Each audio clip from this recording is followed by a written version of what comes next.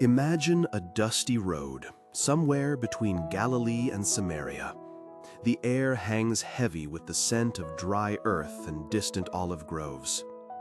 Along this path, a group of men stood apart, not by choice, but by a cruel twist of fate. Their skin, once smooth and vital, was now marked by the blight of leprosy, a creeping, disfiguring disease that stole not just their health, but their place in society. They were outcasts, confined to the fringes, their lives a perpetual whisper of despair and longing for touch, for acceptance, for healing. From a safe distance, they watched the world pass by, their voices hoarse from crying out, "Unclean, unclean," to warn anyone who might approach too closely. But this day was different. This day, a figure emerged on the horizon, surrounded by a throng of followers. It was Jesus. As Jesus drew near, the lepers, usually quick to retreat, felt an inexplicable surge of hope. They stood their ground, their eyes fixed on him. And then, with voices raw from years of disuse and desperate pleading, they cried out, not the warning cry, but a cry for mercy. "Jesus, Master, have pity on us." Their plea cut through the noise, a stark testament to their suffering. Jesus, ever compassionate, looked upon them. He didn't flinch from their disease. He didn't turn away from their brokenness. He simply spoke, not with a touch, not with a ritual, but with a command that must have sounded bewildering. "Go," he said, his voice calm and authoritative. "Show yourselves to the priests." This was the customary process for someone declared clean of leprosy, a public declaration by a priest that they were fit to rejoin society. But they weren't clean yet. They were still visibly, painfully afflicted.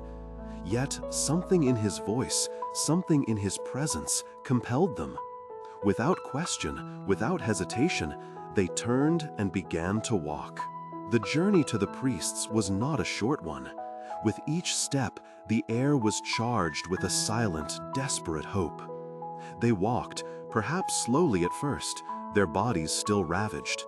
But then, an almost imperceptible change began. A tingling sensation, a warmth spreading beneath their marred skin.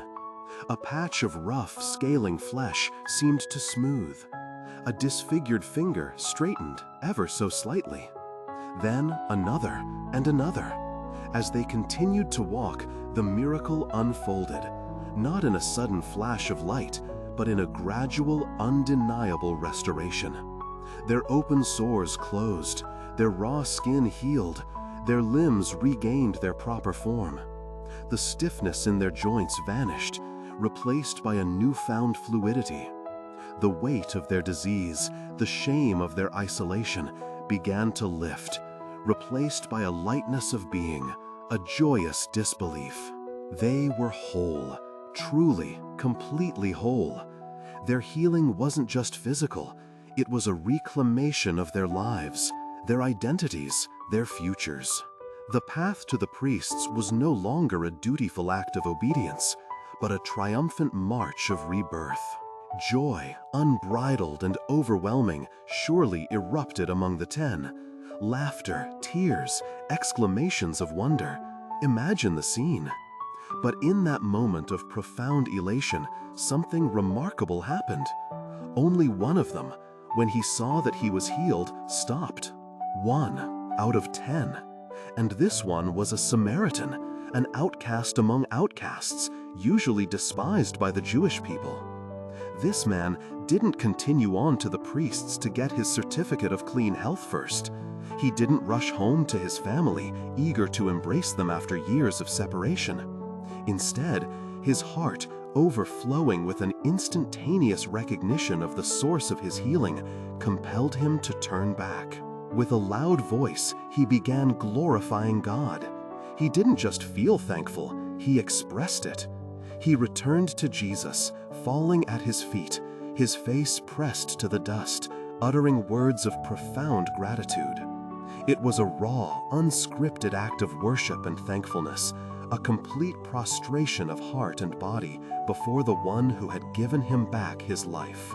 Jesus, witnessing this solitary act of profound gratitude, paused.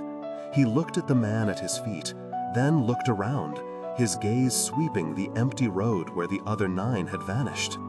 His voice, gentle but tinged with a note of poignant inquiry, asked, "Were not 10 cleansed?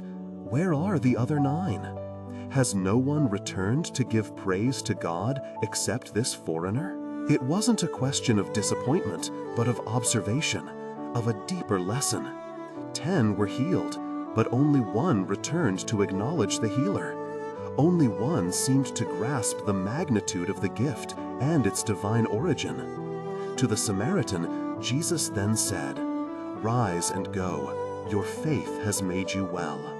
This wasn't just a physical healing for him. It was a spiritual wholeness, a deep, abiding connection forged through gratitude and recognition. This simple yet profound story, recorded in Luke's Gospel, serves as a powerful mirror for our own hearts. 9 were healed, and they were undoubtedly happy. But their happiness seemingly ended with the blessing itself. They received, and then they moved on. They missed the deeper connection, the opportunity to acknowledge the giver. Why didn't the others return? Perhaps they were too busy rushing back to their old lives, eager to reclaim what they had lost. Perhaps they felt entitled to the healing, believing it was simply their due.